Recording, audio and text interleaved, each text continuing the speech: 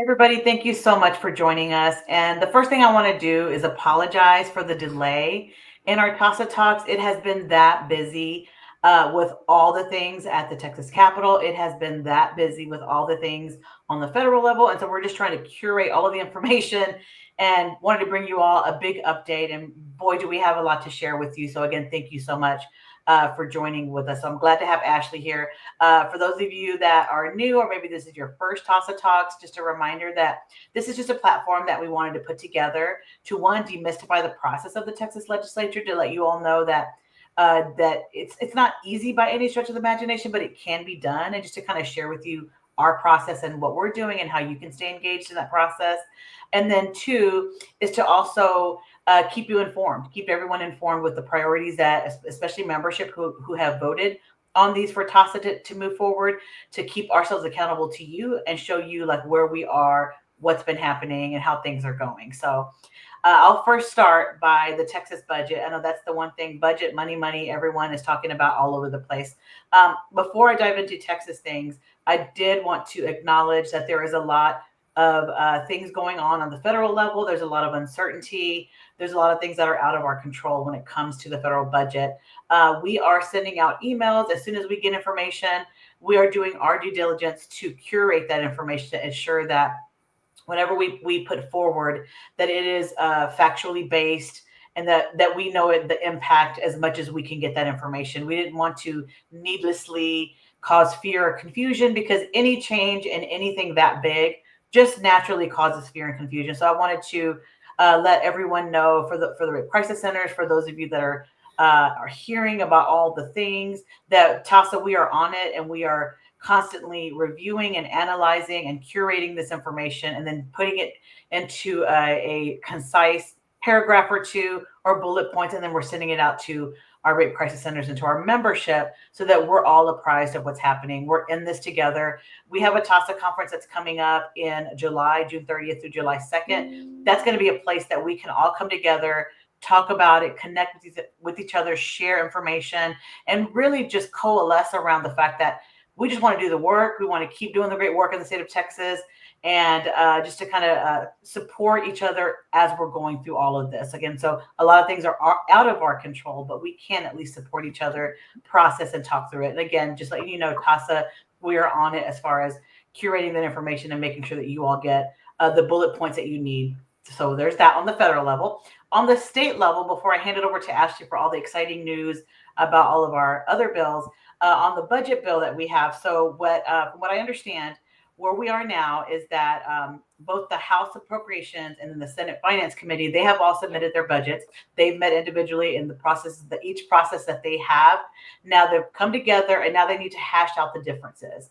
We are in a good position for a lot of the money for both domestic violence and sexual assault, but it's not done yet. So I believe next week is when the conference, I think it's called conferencing. They're going to, with the House and the Senate, they come together, and again, just hashing out the differences. That's happening next week. You all may be getting some emails from us to contact certain legislators, your elected officials, especially for those that are in those committees that are over your districts or where you're from. Your information is very important to them. Your voice matters to them. So we'll be sending out information if we need to in regards to the budget and your help in getting that over the finish line. So that is what I have now. But again, thank you so much, y'all, for your patience.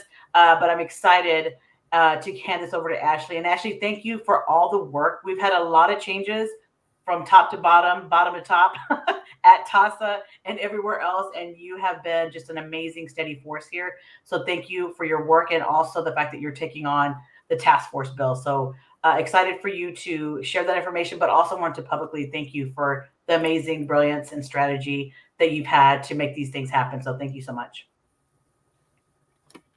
I'm happy to be fighting the good fight. Everything we're working on is truly the good fight. So the first legislation that I'd like to update you guys on its status, it's one of the task force bills. It's the consent bill, and it's designed to help prosecutors hold rapists accountable.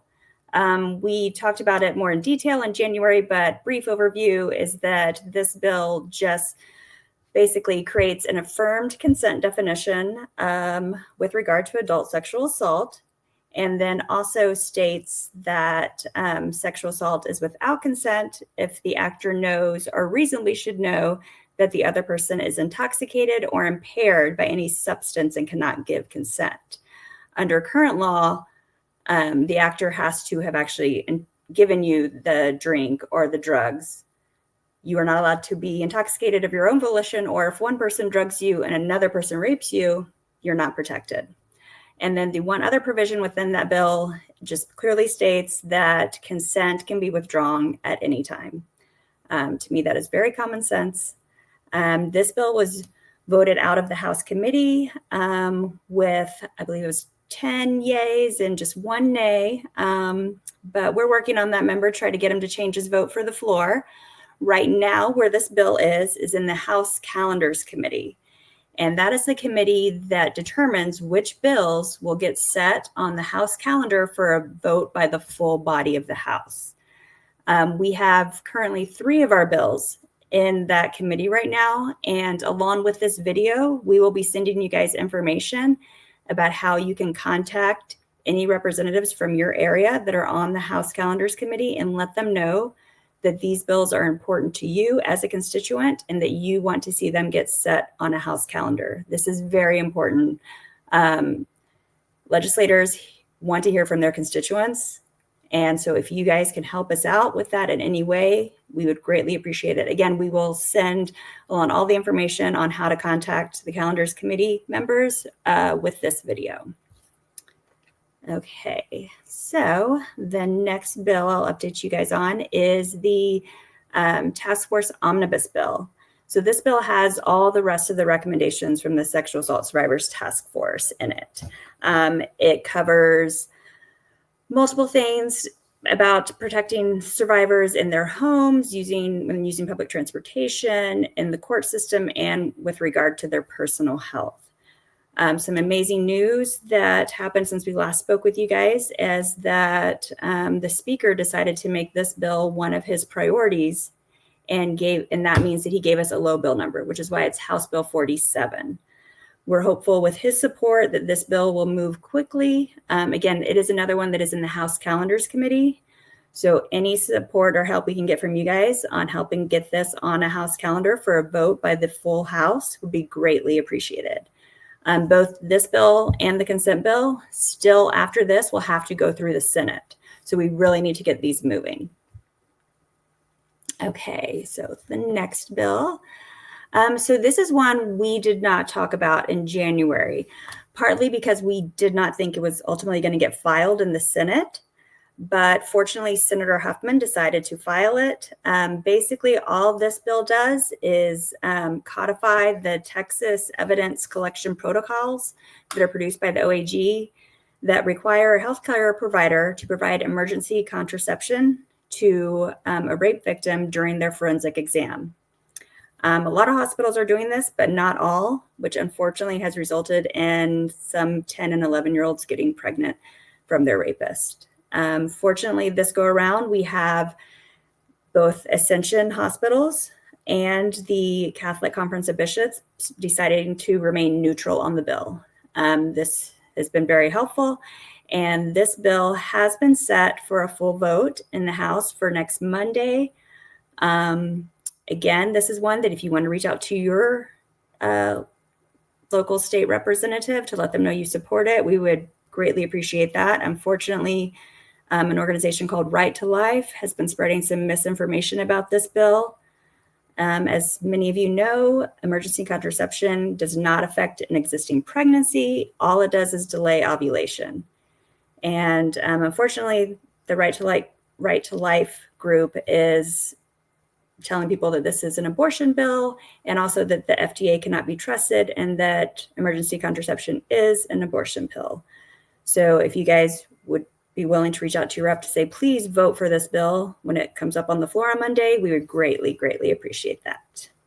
Actually, is it true that there's other right to life, I'm not saying the right term, but pro-life groups Yes. that understand that this is not an Mhm. abortion bill? Okay. Exactly. There's a group called Alliance for Life, and they actually registered in support of the bill because they understand it. And at the end of the day, doing this will most likely lead to less abortions, even though it's, we have the laws that we do in this state. Alliance for Life believes that, yes, delaying ovulation in hopes of preventing a pregnancy from a rapist would likely lead to less abortions because probably the majority of rape victims do not want to carry their rapist baby. I hope that makes sense. All right, so our next bill, this is another one of TAASA's priorities. This is Protecting Survivors' Privacy Bill. This one has a few different provisions in it that are all centered around protecting victims' privacy. It requires that consent be given in order to live stream any trials relating to a sex crime. And unfortunately, as some of you know, this has been happening. And we're not in COVID times anymore. There's no reason for this. It also requires law enforcement to notify rape victims that they have a right to a pseudonym. And it provides that victims can request a pseudonym during the trial phase. Under current law, they have to request a pseudonym at that very first interaction with law enforcement. And many victims are still, the trauma is so fresh, they're not thinking clearly. They don't know what kind of rights they want to enforce at that moment. And then the last provision is we've created some additional safeguards for forensic medical exams and invasive visual recording evidence. And this already exists for a lot of child sex crimes, but we're just extending that to adult sex crimes. Okay, and this one, the Safe Kit Transfer. This bill is another one that is on the House calendar. We're very excited. It's hopefully going to pass in the next week or so. And this one just simply states that DPS and SARTs need to include in their respective reports if there are any sexual assault evidence kits left at healthcare facilities that have not been picked up by law enforcement beyond the required amount of days by statute. DPS is one that brought this to our attention, that there are a lot of rape kits being left in hospitals and not picked up by law enforcement in the time that statute allows. And so this is just a way to shine light on where those kits are. And hopefully by shining light on them, it will put pressure on law enforcement to follow the law and take those kits from the hospitals. Okay. This is another one that is in House calendars, but has not been set for a calendar to be voted on. So this is another one that we would love for you guys, if any of you are in a district of someone on the calendars committee, to reach out to them on this bill. This is our Crime Victims' Rights Enforcement Bill. This bill requires that victims be given meaningful notice about court proceedings regarding their case. It also requires that victims are informed that the prosecutor does not represent the victim. We have heard time and again that there is some confusion around this, and this will just help with level setting for victims moving forward. And we also are including in this bill a provision that a victim can have an attorney assert their rights on their behalf. And finally, we have created an enforcement mechanism to ensure that victims have a right to their sexual assault sexual assault program advocate to be present during their sexual assault forensic exam. There has been some issues with advocates not being allowed to be present, and that is in violation of state law, but unfortunately there's no enforcement mechanism. So we have created one that basically says that a hospital can be civilly liable or lose their safe ready status if they deny a victim the right to have an advocate with them during their forensic exam. And let's see, and this is our statute of limitations bill. We are really struggling to get a hearing on this bill in the Senate. Basically, what this bill does is it removes the statute of limitations for adult sexual assault. Under current law, it is 10 years with a few exceptions based on biological evidence or if there's probable cause to believe that the perpetrator has sexually assaulted 5 or more victims. Unfortunately, those exceptions have not been able to be utilized even when a CODIS hit or DNA match on a cold case occurs. And so this bill would just address that and also help with victims who take longer than 10 years to process their trauma and want to report. Unfortunately, for some reason, we cannot get the Senate Criminal Justice Committee to see the importance of this bill. And I would urge all of you, if this is a bill that's meaningful to you, to please email the Senate Criminal Justice Committee. I think we'll put up the email address for you guys here in a minute. Yes, this is the director of the Senate Criminal Justice Committee.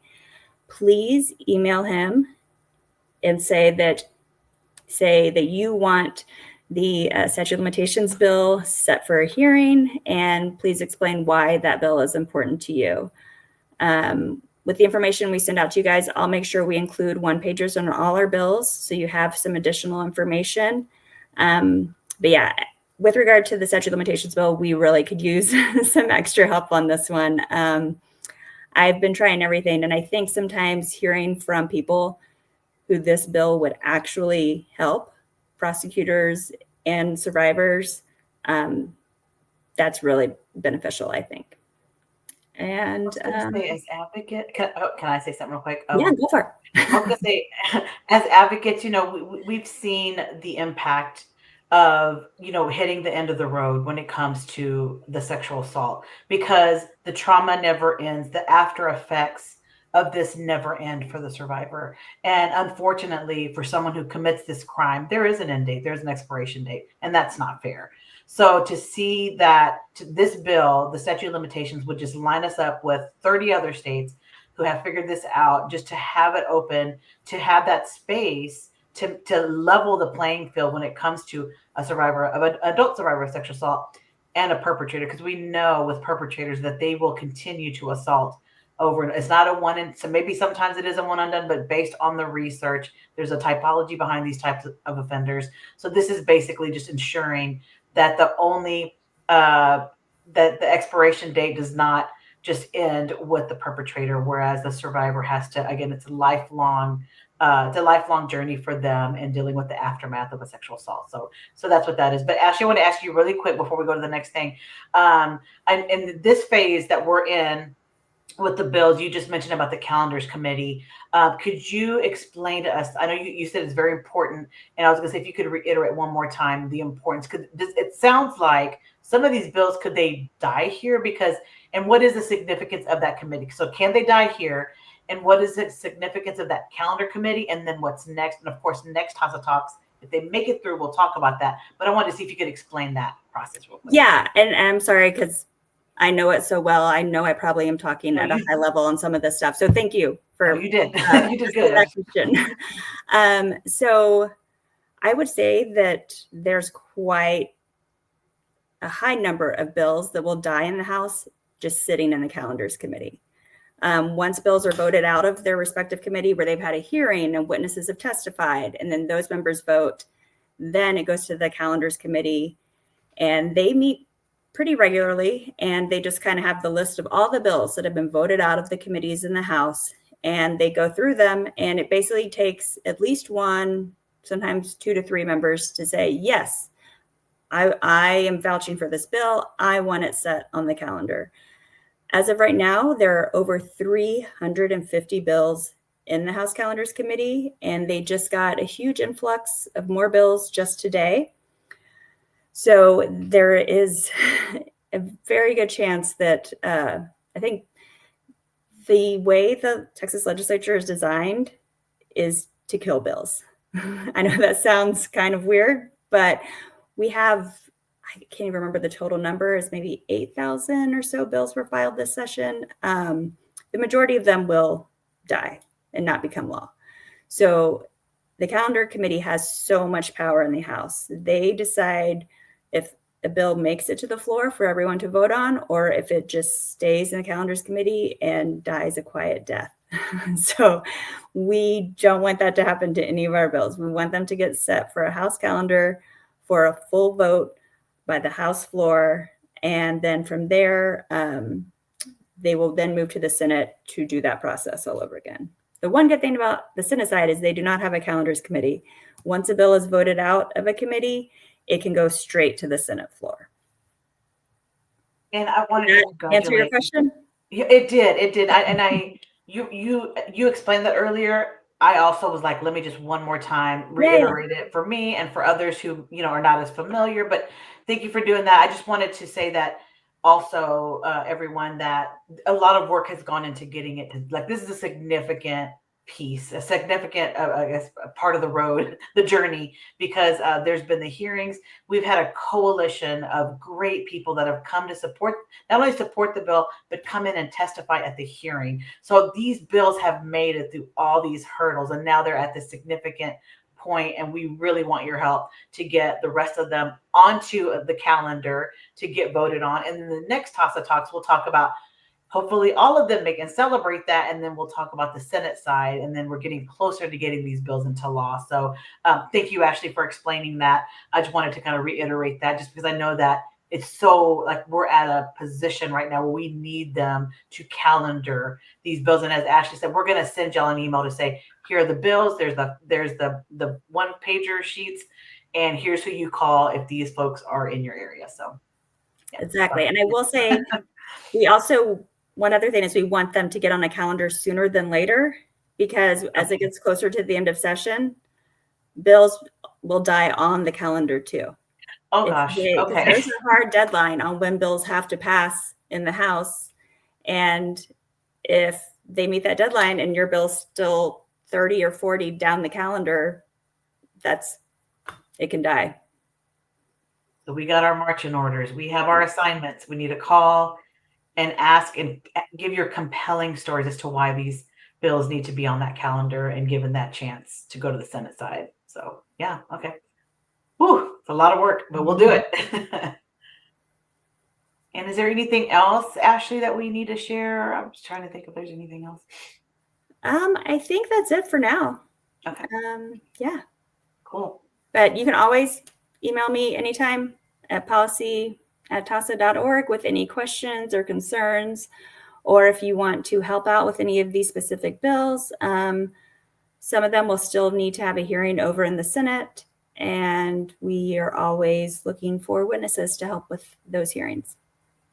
It's so impactful, and it's a bonding experience. If you're there together all day waiting to testify, there is nothing that will have you bond with each other than something like that hanging over your head, like, oh my God, is it my time? Is it my time to talk? And some people are really good. Everyone's really good at it. Maybe it's just me. I get so nervous, but other people also get nervous. So we bond. I get so nervous. And I talk in front of so many people, but there is something about being right there in that room with those folks. I don't know what it is. I can't explain it, but I get nervous. But I'm with you. And I used to be one of those people sitting up there on the dais behind elected officials. And I was like, oh, testifying is so easy. And then I get up there to do it. And I'm like, I shrink like a little child. And I'm like, what am I going to say? But Rose is right. When we're all in it together, there's a camaraderie to it. And yeah, not to scare anyone. I know, that's our stuff. Not y'all. But no, thank y'all so much. And yeah, so we will send, as Ashley said, we're going to send an email giving you step-by-step instructions. And we know that we thank you for the work that you've done, everybody, all the advocates, anybody who's watching this. I know you're involved at some level with sexual assault survivors. Thank you for what you do. We have one more ask to help us get these things on the calendar as soon as we can. Because I didn't realize, thank you for sharing that with me, Ashley, that I was thinking, ooh, they get on the calendar, we're done. No, they get on the calendar, they can die there too. So there's all these opportunities to die. So I see why you said it's kind of built in this way to kill bills. I get what you mean.